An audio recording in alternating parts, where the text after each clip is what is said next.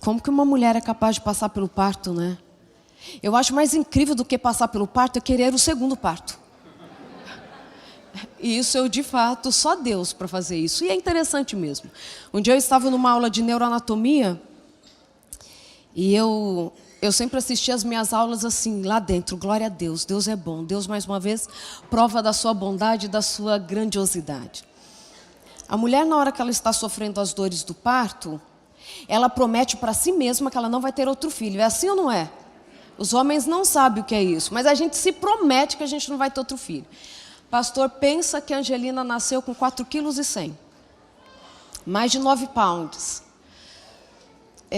Foi para Deus assim, Deus honrar os humilhados, né? Porque eu com esse tamanho, era a coisa mais engraçada. A Angelina foi um bebezão até 1 ano de idade. Então eu andava na rua assim, carregando a Angelina esganchada em mim, porque eu não dava conta daquele bebezão, né? Mas na hora do parto, aquela ocitocina, sabe aquele hormônio que ajuda na contração? Para que o bebê possa sair? Um pouco daquela ocitocina tem um efeito sobre o hipocampo muito interessante. O hipocampo é a estrutura cerebral envolvida com a consolidação de memória. Então tudo que a gente lembra depende de um bom funcionamento do hipocampo, certo? Então na hora do parto, essa ocitocina vai atuar no hipocampo não para guardar informação, mas para apagar uma parte dela.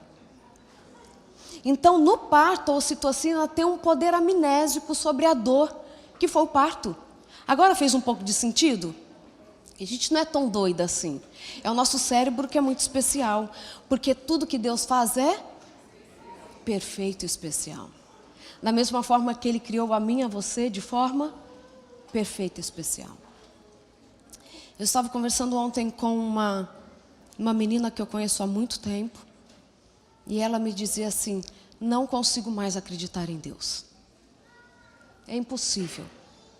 E ela foi me dando as explicações dela para não acreditar mais em Deus. Universitário. E lá naquele ambiente, juntamente com outras questões, hoje ela diz que ela não acredita mais. Mas refletindo sobre o que vamos conversar nesta manhã, eu creio que tenho algumas respostas para aquela menina. E para talvez o seu coração.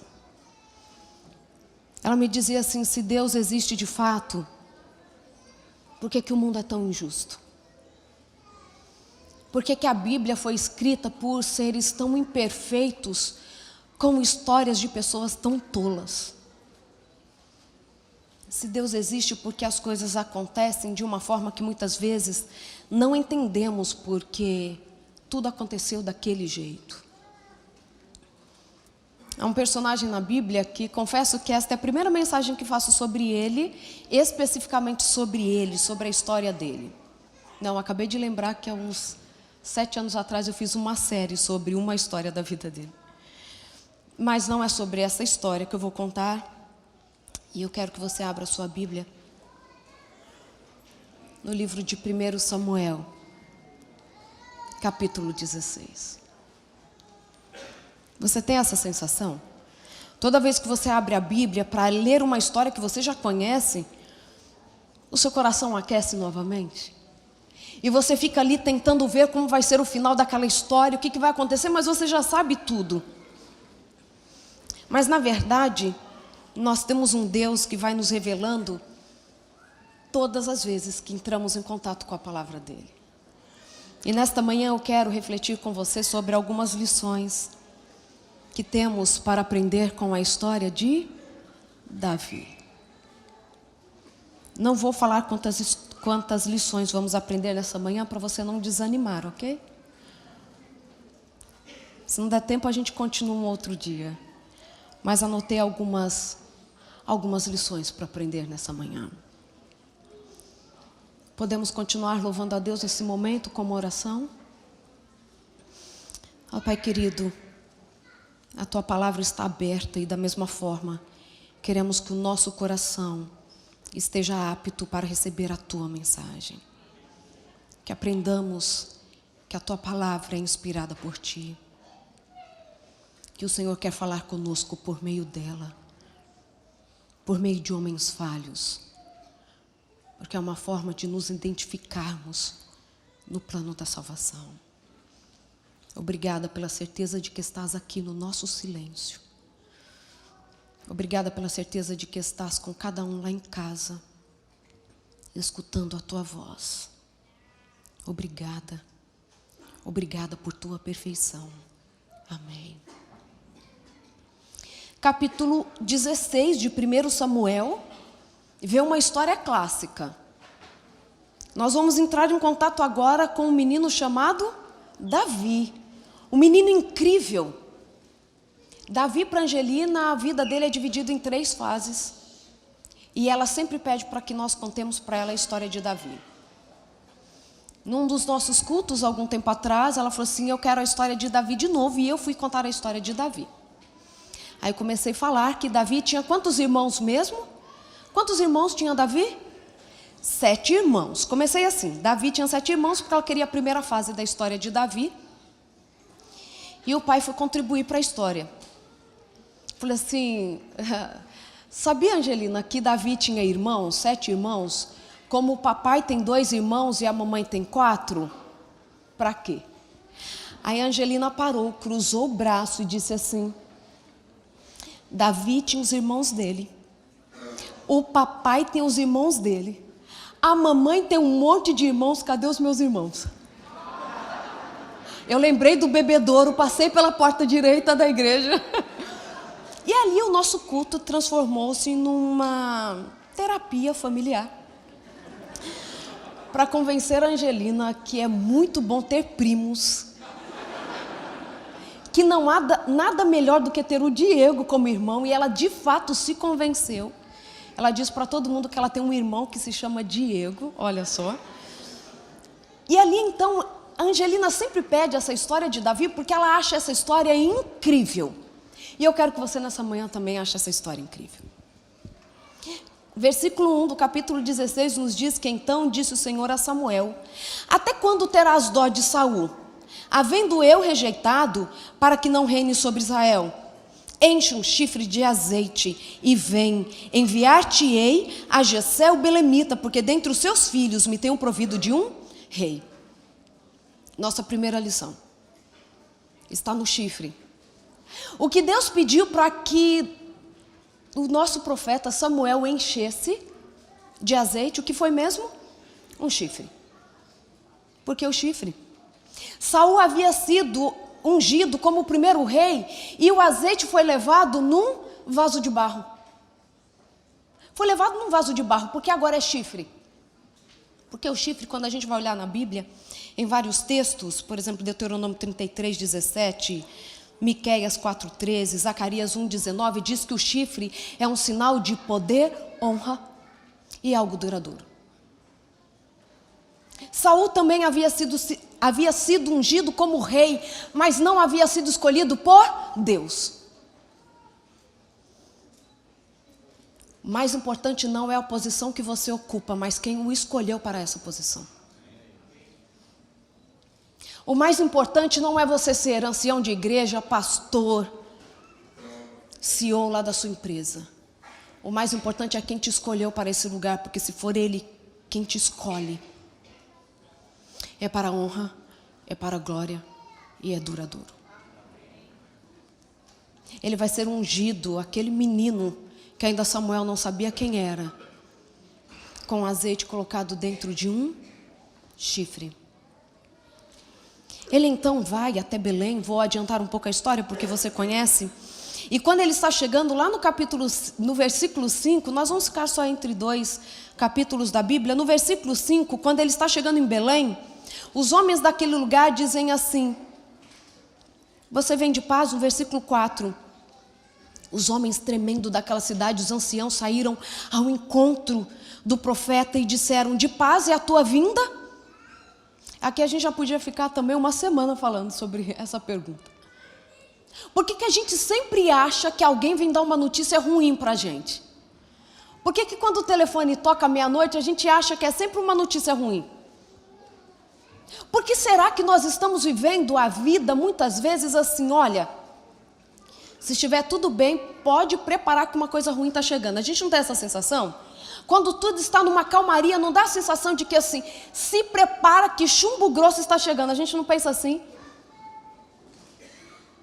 E o que o profeta responde? Sim, de paz é a minha visita. Talvez seja este o momento de paz que Deus quer dar para a sua vida.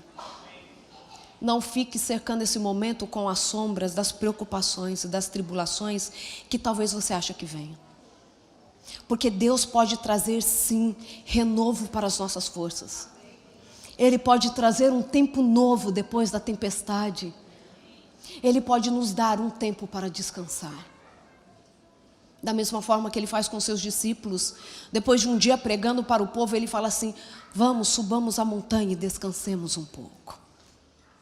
Aceite o descanso que talvez Deus queira dar para a sua vida neste momento.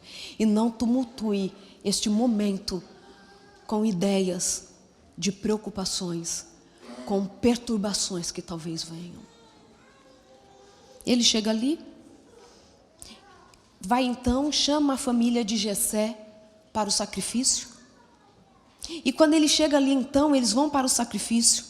Versículo 5 diz assim: sim, é de paz que eu venho sacrificar, santificai-vos e vinde comigo ao sacrifício. E santificou ele a Jessé e a seus filhos, e os convidou para um sacrifício.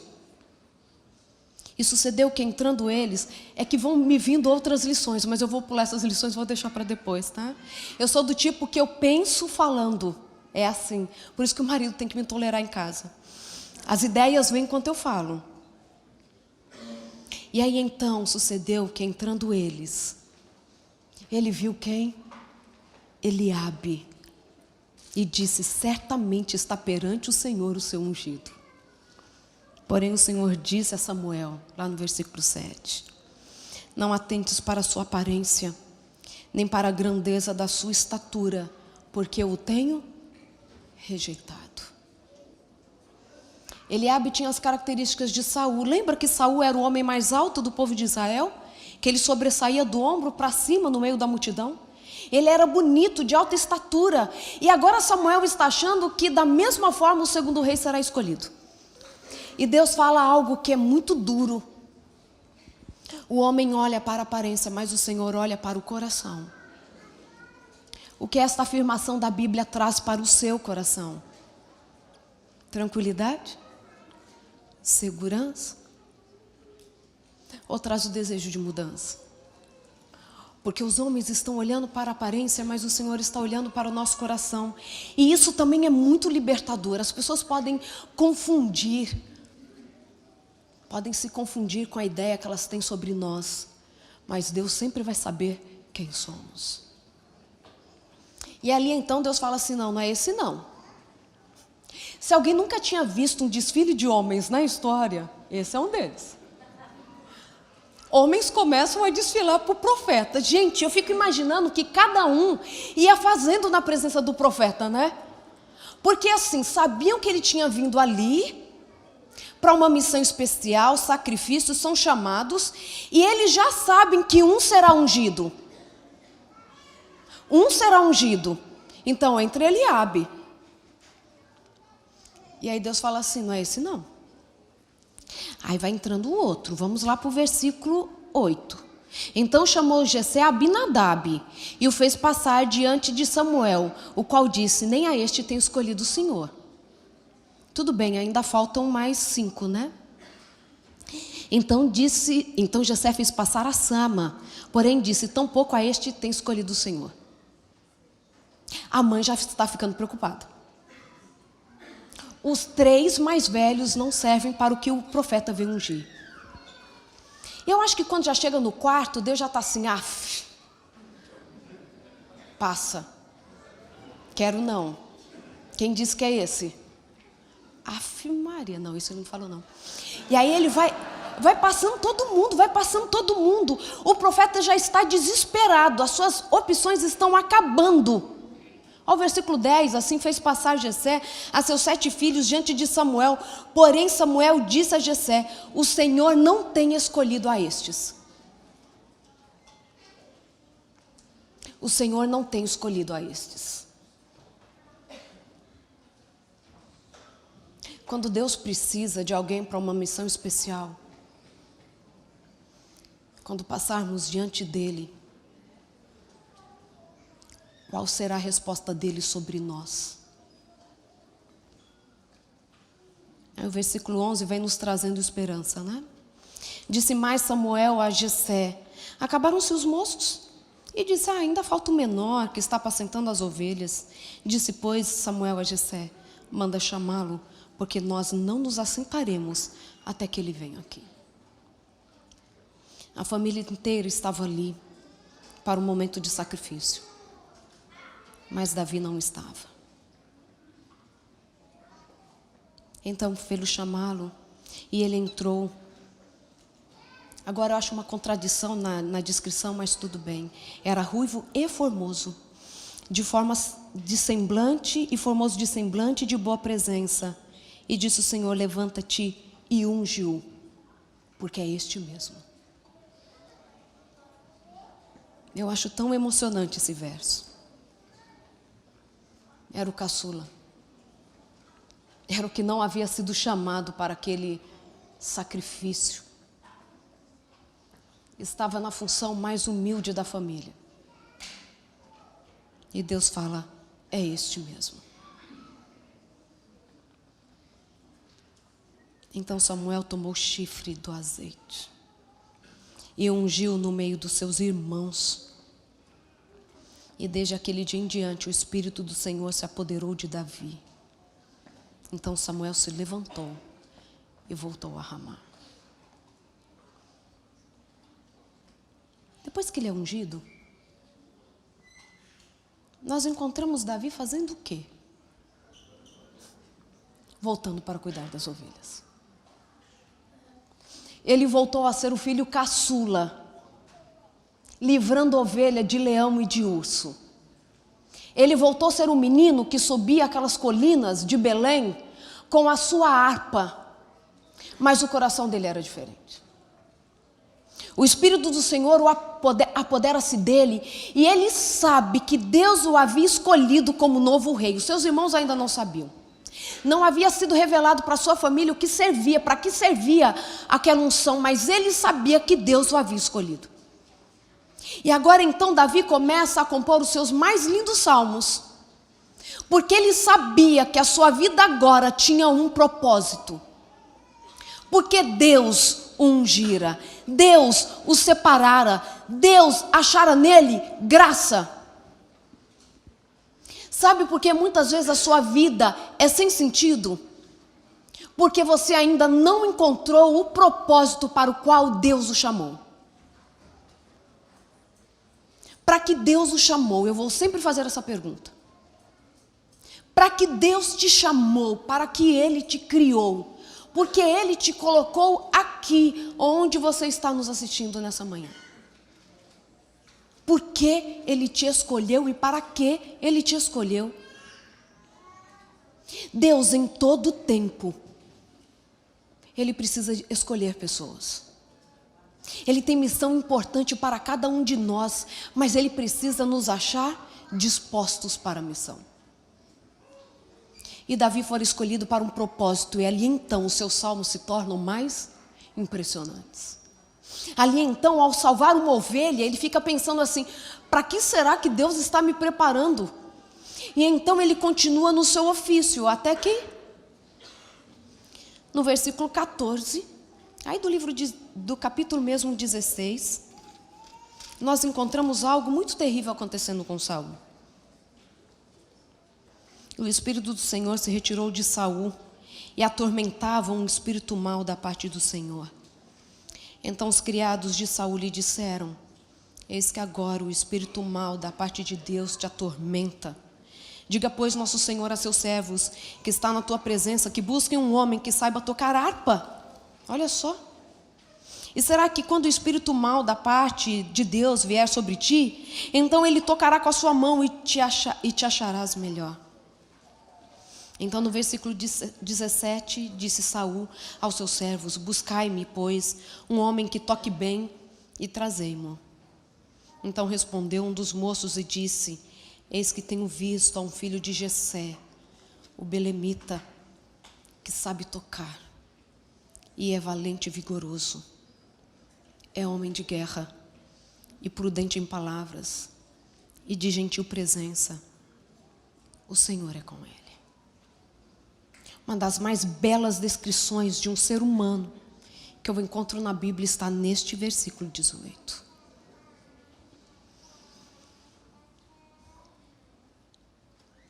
O Senhor pode nesta manhã dizer que você é valente e vigoroso, que você é homem de guerra, prudente em palavras e de gentil presença, e o Senhor é com você. Eu quero nessa manhã, nesse momento, convidar aos homens desta igreja para que fiquem em pé. Independente da idade. Jessé foi ungido, a história não nos conta se entre 14 e 17 anos. Ele era muito jovem quando ele foi ungido. E agora, quando um homem é chamado para uma missão quase que impossível, que era o quê?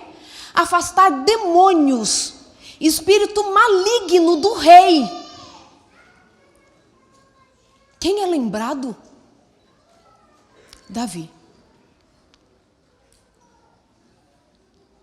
E eu quero que vocês, homens,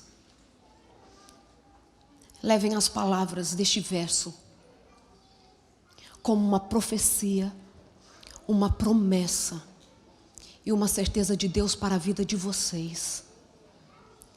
Vocês têm uma igreja para conduzir. Vocês têm uma família para conduzir.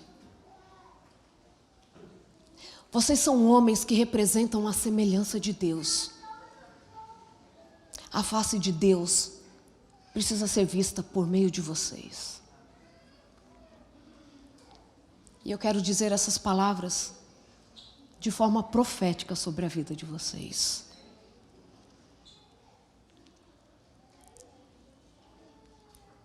Minha Bíblia virou. Era só para você pensar um pouco. Eis que tenho visto filhos de Deus que são valentes e vigorosos, homens de guerra e prudentes em palavras e de gentil presença. O Senhor é com vocês. O Senhor é com vocês. Não permitam que a sociedade tire de vocês o que Deus deu para vocês. A liderança espiritual da casa de vocês. A solução para problemas. A restauração do culto ao verdadeiro Deus. A certeza de um braço forte guiando uma sociedade. Homens que não se vendam e não se comprem. Homens que, ao serem olhados, não haja dúvidas no coração de quem olha e possam espontaneamente dizerem: Deus é com você. Mulheres, que vocês sejam aquelas que confirmem esta presença no coração do marido de vocês e dos filhos de vocês. Porque não só foi naquele tempo que o povo estava perdendo a direção com o rei que havia se distanciado de Deus.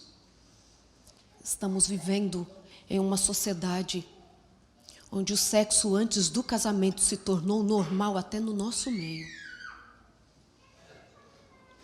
Onde dar-se um jeitinho para situações se tornou um meio até que correto para conseguir o sustento da nossa família. O Senhor é com vocês. O Senhor é com vocês. Vocês são homens de guerra e vocês entendem isso. Existem batalhas sendo travadas na mente dos filhos de vocês. Existe uma batalha sendo travada na mente das esposas de vocês. o índice de mulheres adulterando está cada vez aumentando mais.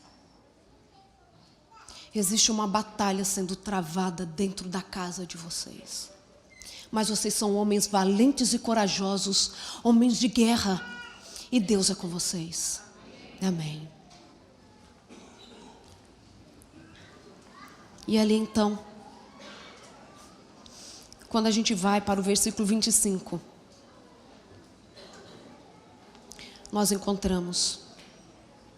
Gente, minha Bíblia está o tempo todo virando a página. Vamos prender aqui. Quando nós vamos para o versículo 19. E Saul enviou mensageiros a Jessé dizendo: envie-me a Davi, teu filho, que está com as ovelhas. Olha só, ele continua com as ovelhas, porque o coração dele não havia se tornado ensoberbecido com a unção.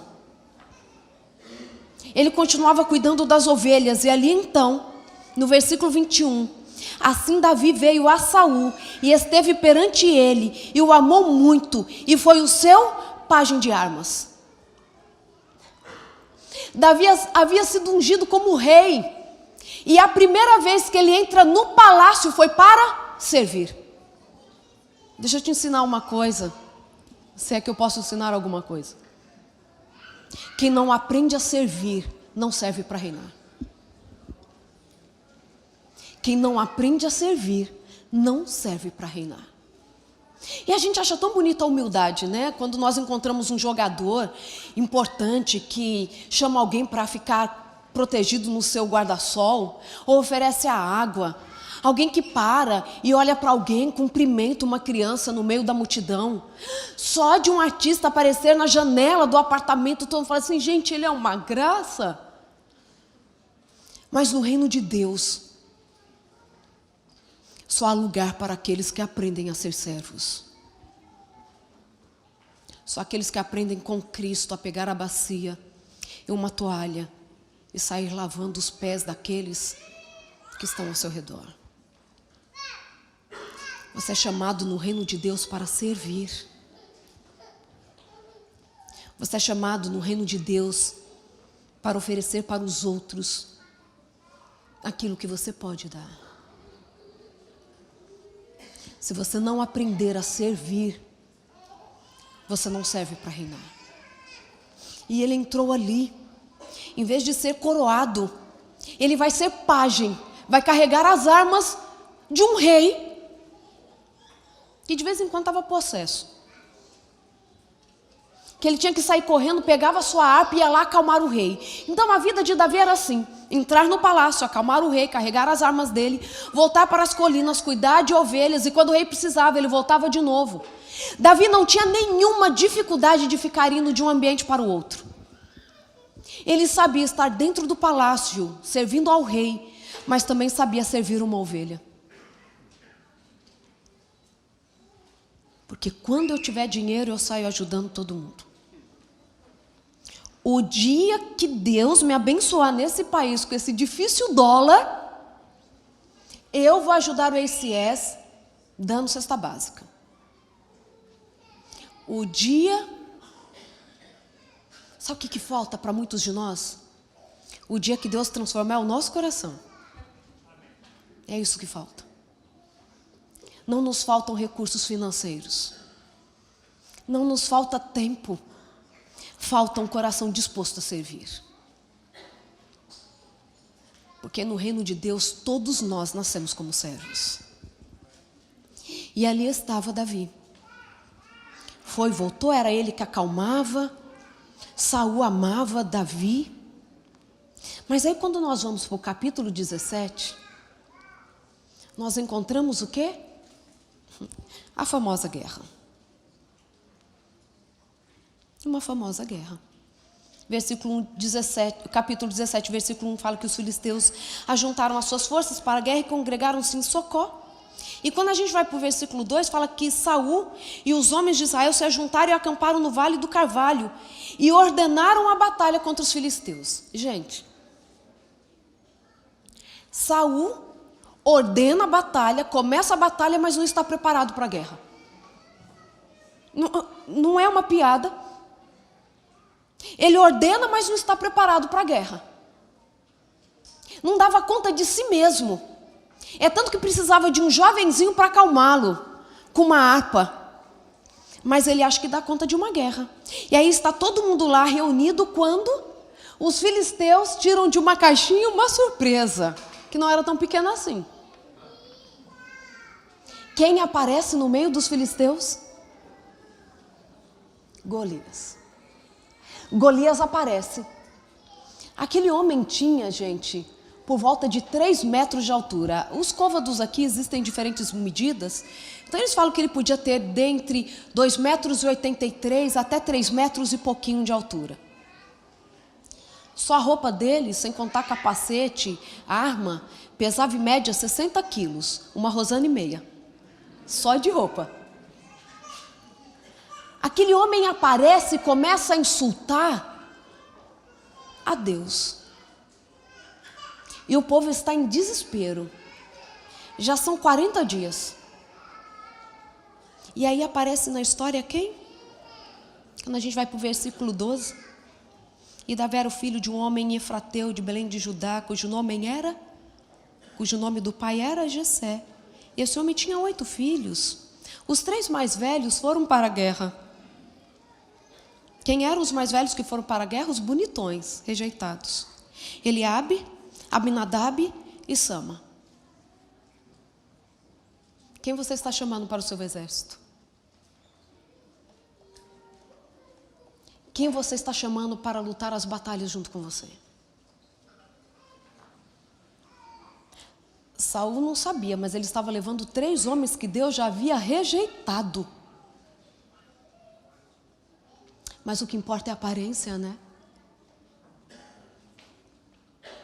Estava lá, cercado de medrosos. Para fazer parte do time dele tinha que ser, né?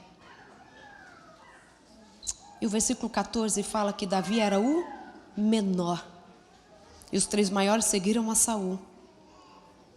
E aí, quando a gente vai para o versículo 17, fala que disse Jessé a Davi, seu filho: toma, peço-te para teus irmãos um efa deste grão tostado e estes 10 pães, e corre a levá-los ao arraial a teus irmãos. Davi nunca havia ido à guerra. Lembra que ele quer ir para a guerra, ele não pode ir porque ele não tem idade para ir para a guerra? Ele não tinha idade para ir para a guerra. Mas agora ele vai para levar comida, pelo menos como entregador, delivery, ele serve.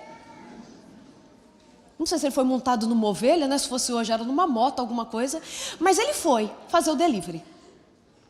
Entregar comida para os seus irmãos na guerra. Puxa vida, quando ele foi tocar lá a harpa, o servo de Saul falou que ele era um homem de guerra. Ele nunca havia ido para uma guerra. Você pode ser reconhecido pelo que você é na sua essência, independente de ter sofrido a situação ou não. Você não precisa ter passado para a guerra para mostrar que é forte. Porque quem nos faz disso, quem nos faz pessoas fortes, é o próprio Cristo. E se foi Ele quem disse que Ele era forte e corajoso, Ele era forte e corajoso. E Ele estava ali para entregar pão e cevada. E quando Ele chega ali para entregar pão e cevada, Ele levantou de madrugada para levar. Mas olha só, olha o detalhe do versículo 20. Davi então se levantou de madrugada pela manhã e deixou as ovelhas com um guarda. O pai tinha mandado ele levar o pão, não tinha? A comida? Então as ovelhas eram problema do pai dele, era ou não era? Não. A responsabilidade era dele. E antes de ir para a guerra, ele deixa alguém cuidando das ovelhas. Você precisa ter zelo nas coisas que você faz. Porque ele cuidou daquilo que ninguém podia ver. E Deus revela publicamente quem Ele é. Ele vai lá e deixa aquelas ovelhas a cuidado. Quando ele chega naquela guerra, ele escuta quem? Golias afrontando o povo. E quando ele vai subindo e ele vai escutando aquele exército, ele vai escutando, Davi ele vai ficando desesperado. Ele chega para um, chega para outro, eu não vou ler todo o relato, mas fala que Davi foi correndo pelo meio das fileiras do exército do povo de Israel e fala assim: gente do céu, ninguém vai fazer nada para tapar a boca desse gigante. Vocês vão ficar mesmo deixando esse homem gritar contra o Deus Altíssimo? E ele corria por meio dos soldados do povo de Israel, e estava todo mundo apavorado. Até que ele chega para os seus irmãos e fala assim: por que vocês estão deixando ele fazer isso? Por que vocês estão deixando esse incircunciso? Já no versículo 26, quem é, pois, este incircunciso filisteu para afrontar os exércitos do Deus vivo? Quem é este incircunciso? Ele era um homem corajoso. E aí, então, ele correndo de um lado para o outro. Quando a gente chega no versículo, no capítulo 17, no versículo 28, você tem algumas lições para aprender também. E ouvindo Eliabe, o bonitão, altão, mais velho, falar aqueles homens, que estavam escutando Davi, né, fazendo o maior tumulto no meio do exército. Ele chegou para Davi, olha só, acendeu-se a ira de Eliabe contra Davi e disse: por que desceste aqui? Com quem deixastes aquelas poucas ovelhas no deserto? Bem conheço a tua presunção e a maldade do teu coração, que desceste para ver a peleja. Aprenda. Se ainda não foi, você ainda será maltratado pelos seus. Porque traição, a gente só se sente traído quando é alguém que é próximo a nós, faz algo que nos surpreende negativamente. Aprenda a ser maltratado. Porque as pessoas vão te maltratar se elas ainda não fizeram isso. As pessoas vão olhar para você e muitas vezes o que pode acontecer é que você é a evidência da fraqueza delas. Porque na verdade, Eliabe não estava falando sobre Davi. Ele estava falando sobre ele mesmo, porque o coração dele era presunçoso. Ele estava ali só para ver a peleja, ele não estava ali para lutar. Ele estava irado, porque ele lembrava que alguns anos atrás o seu irmão havia sido ungido para algo especial. Ele não sabia o que era, mas ele sabia que ele havia sido rejeitado. E ali vem a ira dele, porque agora Davi está mostrando que de fato ele é um homem corajoso, apesar de ser o menor da casa do seu pai. Davi era a evidência de que Eliabe poderia ser um homem forte e corajoso. Ele havia escolhido ser um homem fraco, tímido, covarde. Ele estava ali dizendo sobre ele mesmo. E ele chama Davi de quê? De perverso, um homem de coração maldoso, presunçoso. Mas Davi significa querido. Davi significa querido. Não se importe com o nome que as pessoas estão te chamando. Se importe com o nome que Deus já te chamou. Deus já te chamou de filho amado. Deus já te chamou de herança. Deus já te disse que você vale o sangue dele. Deus já disse que ele não vai participar do banquete celestial enquanto você não estiver lá. Você é querido de Deus. Não fique escutando os nomes que te dizem o contrário disso. Porque as pessoas nos maltratam. As pessoas não entendem, muitas vezes, as nossas intenções. Mas Deus sabe. Deus sabe, Deus ouve, Deus vê. E ali então, estavam todos diante daquele exército. E aí Davi fala assim: já que ninguém vai, eu vou. Já que ninguém vai, eu vou. Saul ficou super feliz com aquele menino se oferecer para a guerra, porque Golias só estava pedindo um para desafiá-lo. Na verdade, quem deveria ir era Saul, porque ele era o líder daquele exército. Mas, de forma covarde, ele deixa que o menino faça o trabalho dele. Até oferece as suas armas, a sua roupa. E ele deixa aquela criança aí. E quando Davi vai tentar andar com aquela roupa, ele não consegue, né? Porque aquela roupa não o pertencia. Então ele vai daquele jeito mesmo, encajado na mão, com uma funda e com algumas pedras, 5 pedras para sermos exatos. E quando ele chega então diante daquele Golias, o Golias fala assim: é você, eu vou te esmagar. Você está achando que eu sou um cão para você vir com um pedaço de pau? E é aí que ele então insulta mais a Deus. Você precisa aprender mais alguma coisa. Se Deus te deu uma estratégia, seja fiel ao que Ele te deu de estratégia. Porque pode parecer loucura para os homens, mas faz todo sentido para Deus. Algumas pessoas dizem assim: Deus já me deu a resposta. Mas parece que é algo tão assim fora do propósito, tão diferente. Se Deus te deu uma estratégia, siga essa estratégia, não importa o que as pessoas acharem dela. Estava conversando com uma amiga ontem e ela disse assim: minha amiga, eu tenho certeza que Deus nos trouxe para esse país. Eu sei que foi Ele quem nos deu a cidadania, mas estamos sem entender, porque as coisas não acontecem.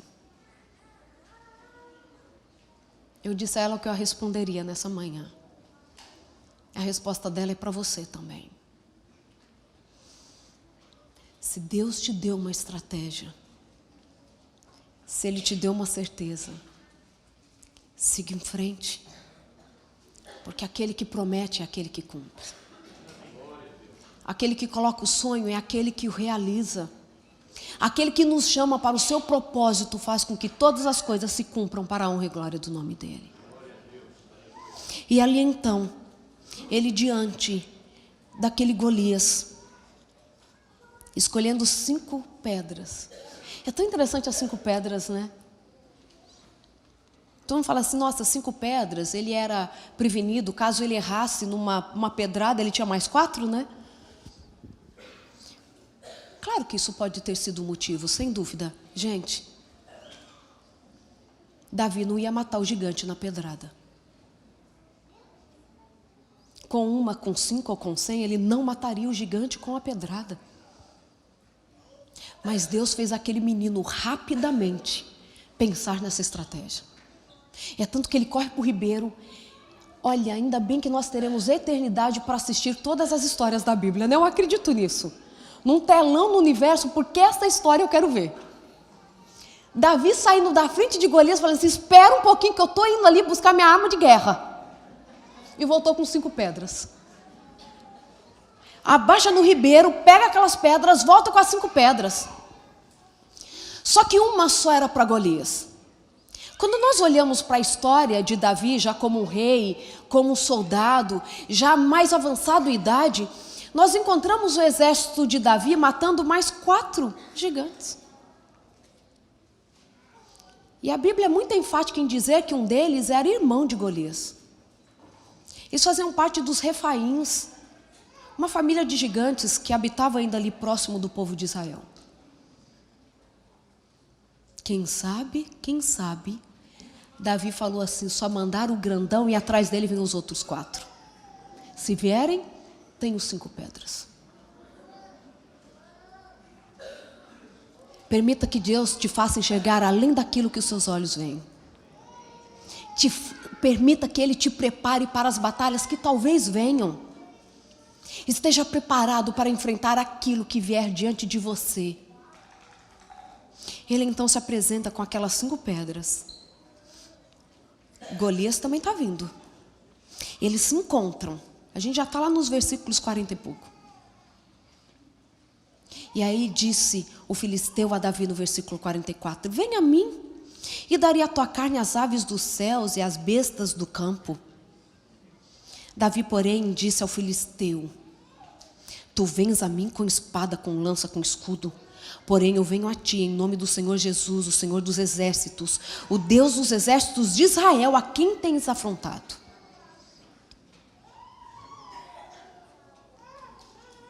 Davi vence a guerra, porque ele está lutando não para defender o seu nome, mas para defender o nome de Deus. Temos perdido muitas guerras, porque as estamos travando em nosso nome. Porque queremos defender quem somos, a nossa família. Quando nós entrarmos na guerra para defender o nome de Cristo, nós sairemos vitoriosos. Sabe por que muitas vezes nós abandonamos a fé? Porque nós não levamos desaforo para casa. Porque falaram contra mim, porque não me deram o cargo, porque falaram da minha esposa, porque não trataram bem o meu filho. Estamos sendo derrotados, porque estamos preocupados com o nosso nome. Estamos sendo destruídos, porque achamos que aquilo que somos ou que temos é mais importante do que qualquer coisa, e temos que zelar pelo nosso nome. Deixa eu te falar, Deus já zelou pelo teu nome. Ele já te chamou de querido. Ele já provou que Ele é o Deus forte e poderoso, o príncipe da paz. Então se preocupe em defender a Cristo, porque Ele defende as suas guerras. Ele luta por você. E ali então, versículo 46. Hoje mesmo o Senhor te entregará na minha mão, e ferir-te-ei, e tirarei a tua cabeça, e os corpos do arraial dos filisteus darei hoje mesmo às aves dos céus e às feras da terra, e toda a terra saberá que há Davi em Israel? Não, que há um Deus em Israel. É hoje mesmo, grandão, que você vai saber que tem um Deus que me defende. É hoje que você vai saber que existe um Deus no nosso meio. Precisamos levantar com a intrepidez daqueles que acreditam que Deus quer fazer mais pelo seu povo. Nós precisamos levantar como aquele exército que sabe qual é o Deus em quem acredita. Nós precisamos nos levantar como aqueles que não aceitam mais as ofensas que o nome de Deus tem levado. Como você tem se posicionado como aquele que foi chamado para o reino de Deus? Como você tem se posicionado no seu trabalho? Quando o assunto fere os seus princípios. E ali então, 48. Sucedeu que, levantando-se o filisteu e indo encontrar-se com Davi, apressou-se Davi e correu ao embate a encontrar-se com o filisteu.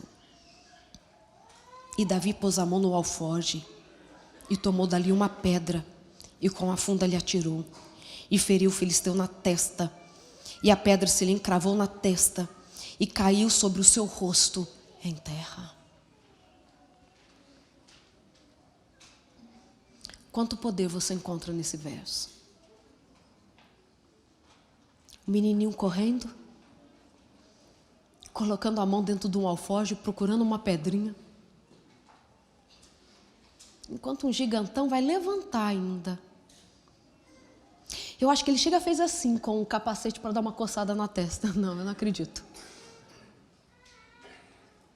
E naquele momento ele levou uma pedrada. Apresse-se para a batalha.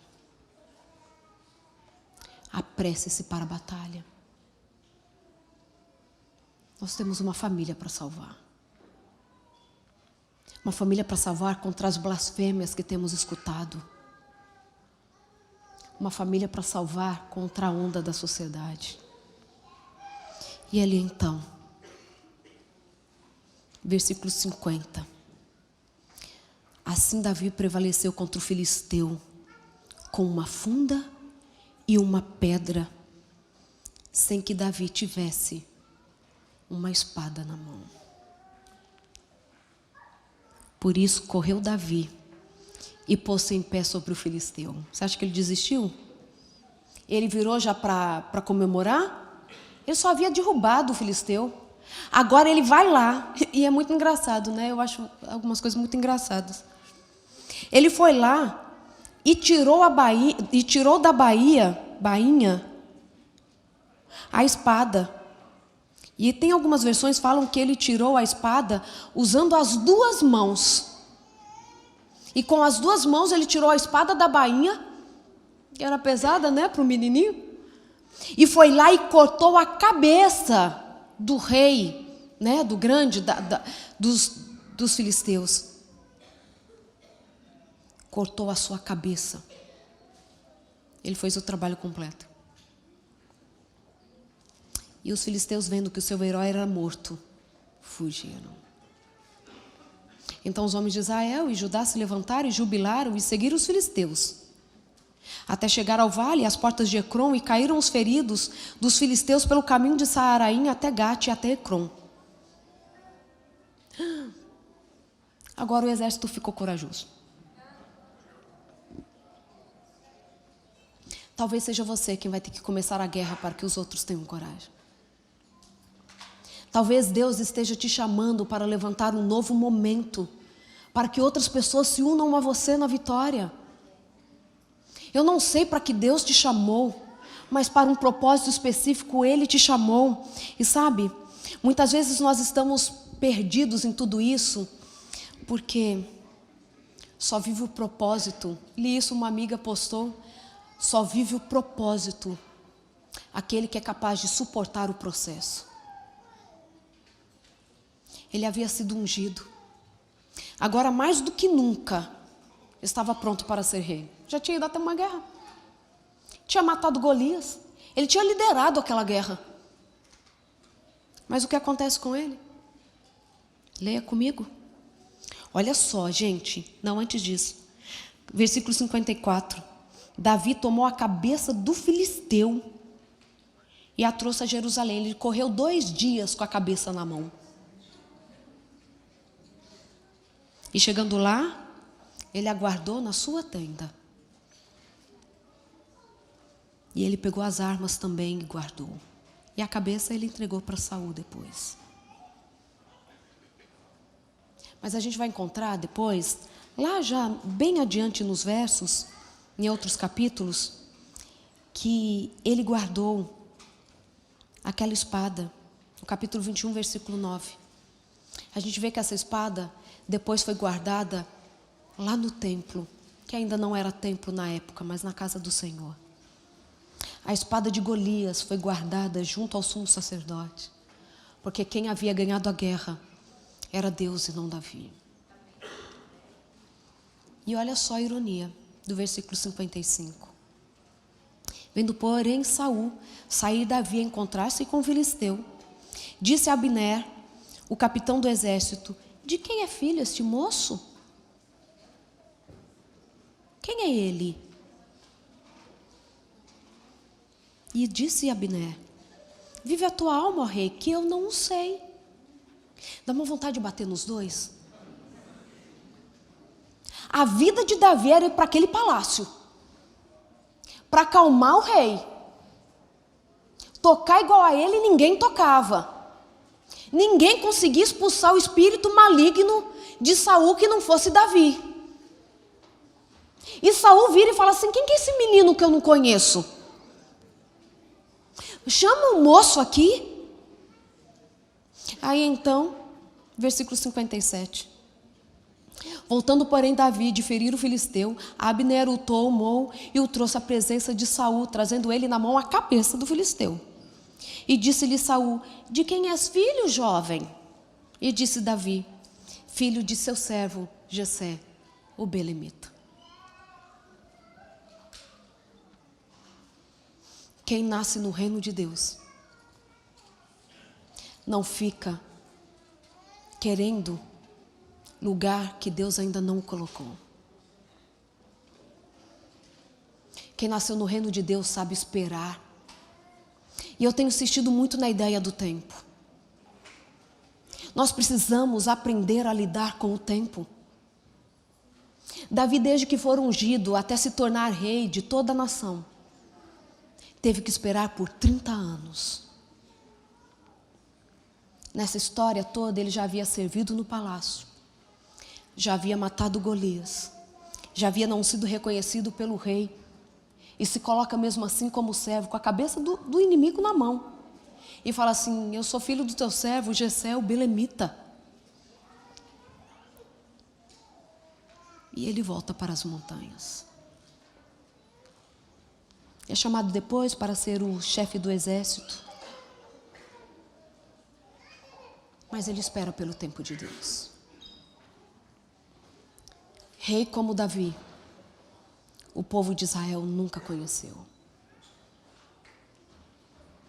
O rei mais famoso de toda a história entre cristãos e não cristãos, que começa com uma unção, ainda quando menino, que acha que está chegando o seu tempo de ser rei, porque Saul, quando ele é ungido, já havia sido rejeitado por Deus. Mas tem que esperar. Eu não sei em qual espera Deus te colocou hoje. Eu não sei há quanto tempo você está aguardando para que o milagre aconteça. Parece que o tempo passa e a resposta não vem. Parece que nós estamos fazendo tudo certinho. Davi estava ali humilde, servindo, mas Deus o estava preparando. Ao entrar no palácio para acalmar Saul, ele aprende lições poderosas. Primeiro, para governar, você precisa aprender a lidar com o ser humano. E Deus deu nada mais, nada menos do que Saul para essa escola. Um homem que tramitava entre o amor e o ódio contra Davi. No momento era o meu filho amado e no outro momento o inimigo que quer tomar o meu trono. Ao mesmo tempo que era o pajem, era aquele de quem ele havia tomado a filha, a quem ele tinha dado de casamento a Mical, toma e dá para o amigo. Ele precisa aprender a lidar com o ser humano. Deus quer que você aprenda a lidar com o ser humano. Você precisa aprender a lidar com as pessoas. Porque nem sempre as pessoas vão gostar de nós. Nem sempre as pessoas vão nos dar palavras de encorajamento. Nem sempre as pessoas vão olhar para nós e falar assim: uau, olha o que você fez por nós. Servi essa igreja por 20 anos e o dia que eu mudei de distrito ou fui para outra cidade, olha, nem citaram lá na frente. Aprenda a lidar com a vida. Uma mulher um dia me perguntou assim: doutora, por que a vida é tão difícil? E eu disse para ela: bem-vinda à vida. Bem-vinda à vida. Nós somos confrontados o tempo todo, afrontados o tempo todo. Mas Deus quer ensinar para nós que nós precisamos aprender a lidar com o ser humano. Depois ele aprendeu que ser a pessoa mais importante da nação, como era Saul, não significava ser mais importante para o coração de Deus. E ele aprendeu que um palácio não é garantia de felicidade. Porque Saul vivia ali, em conflito até com seu próprio filho. Você precisa aprender que o conforto da vida não se limita às bênçãos que nos cercam, materiais, amigos, mas o que de fato importa é o lugar que nós nos colocamos no relacionamento com Deus.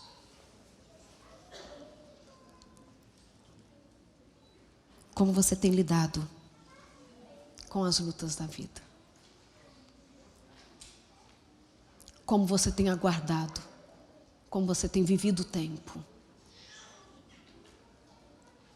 Como você tem tratado as pessoas que te maltratam? Eu gosto muito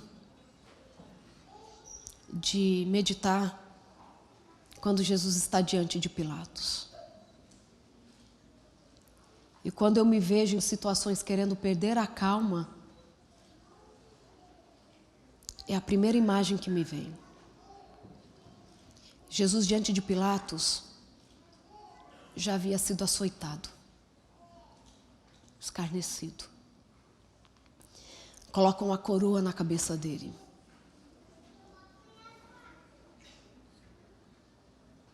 As pessoas estão escolhendo Barrabás,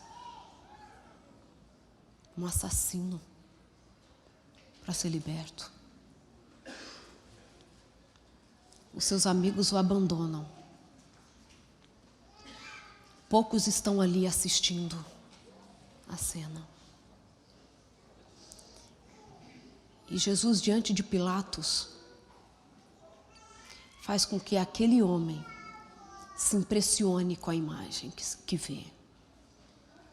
As pessoas estão insultando Jesus. As pessoas o estão chamando de impostor. E todas as hostes malignas estão ali trabalhando para que ele desistisse. Mas mesmo ensanguentado, machucado, era possível reconhecer na face de Jesus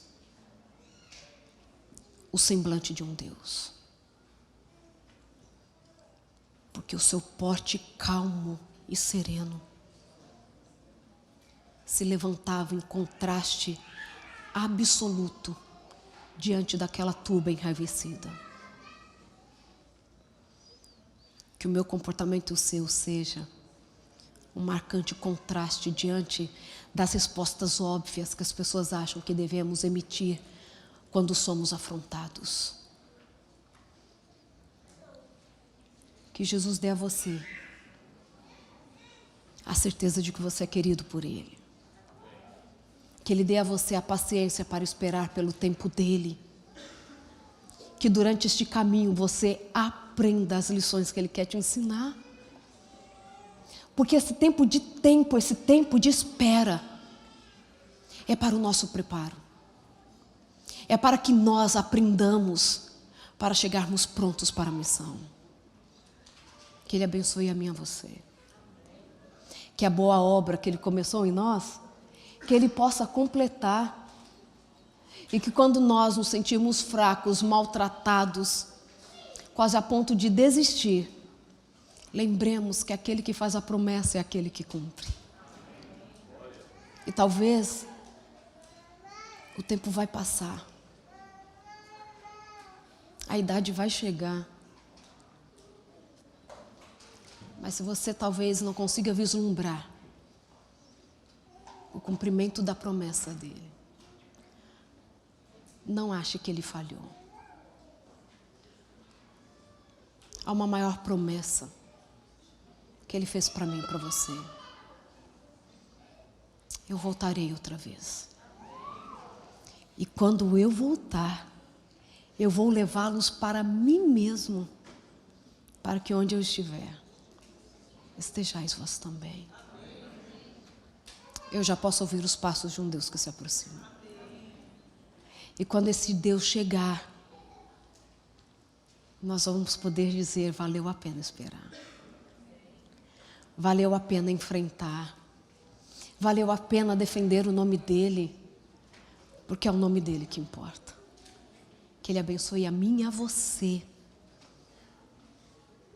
para que Ele nos dê coragem e intrepidez. Nos dê força e paciência. Nos dê a certeza da companhia dEle conosco. Eu posso te convidar para orar nesse momento? Para você que está nos assistindo, você pode nesse momento orar. Convidar a todos vocês para que em pé falemos com Deus.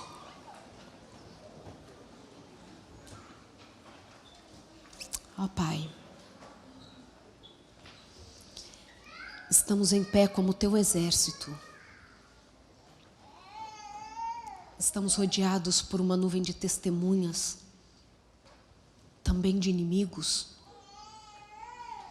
Mas queremos travar a tua batalha.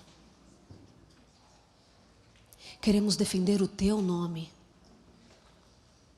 Queremos descansar na estratégia que o Senhor já apresentou para nós.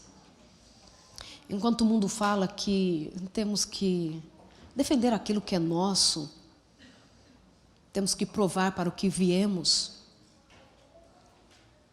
que nós possamos aceitar o teu conselho de dar a outra face. Que possamos aceitar que as nossas maiores batalhas são vencidas ajoelhados. Que quem mata gigante não é a nossa força, a nossa experiência, mas é o permitir que o Senhor atue por nós, é que é a garantia da vitória. Eu sei, Senhor, que existem muitos que já estão fracos. Existem alguns queridos que estão há 40 dias da sua vida escutando as afrontas. Os problemas estão agigantando. E quando parece que não pode piorar, ainda piora. Mas por favor, Pai, faça-nos descansar em teus braços. Faça-nos aceitar a tua unção, porque o Senhor nos escolheu para um propósito especial. Não importa o tempo que passa. Queremos que o teu propósito se revele em nossa vida. Ó Pai, que os meninos e meninas cresçam na certeza de que o Senhor os escolheu. Que eles possam louvar a Ti por terem nascido para fazerem diferença no Teu reino. Levanta-nos, Senhor, como Teu povo, corajoso e valente, com quem o Senhor está. Console corações aflitos. Fortaleça pés cansados. Dê descanso ao turbulado. Mas acima de tudo, mantenha-nos confiantes que um dia moraremos no reino eterno que o Senhor já preparou para nós. Como é bom estar em Tua presença. Como é bom sentir a Tua presença. Como é bom pertencer a Ti. Que o coração aflito daquela jovem, por não acreditar mais no Senhor, possa encontrar novamente motivos para viver ao Teu lado. Porque se não temos a Ti, Senhor, para quem iremos? Somente o Senhor traz sentido para a nossa vida. Somente o Senhor pode nos escolher tão pequenos, tão frágeis. Talvez o menor da nossa casa. Para nos fazer governar para a honra e glória do Teu nome. Aqueles que estão procurando respostas possam, acima de tudo, encontrar a Ti. Que possam, no lugar de ficarem sentados, cheios de perguntas e murmuração, possam cantar hinos de louvor e possam estar atentos às lições que o Senhor quer ensinar para eles. Obrigada, Pai. Muito obrigada por Tua perfeição e pelo Teu amor. E é com o coração agradecido e constrangido que estamos diante de Ti, renovando o nosso pacto com o Senhor, de que iremos onde o Senhor quiser que formos, que faremos o que o Senhor quer que façamos, que seremos Teus, para sempre Teus. Em nome de Jesus é que oramos. Amém.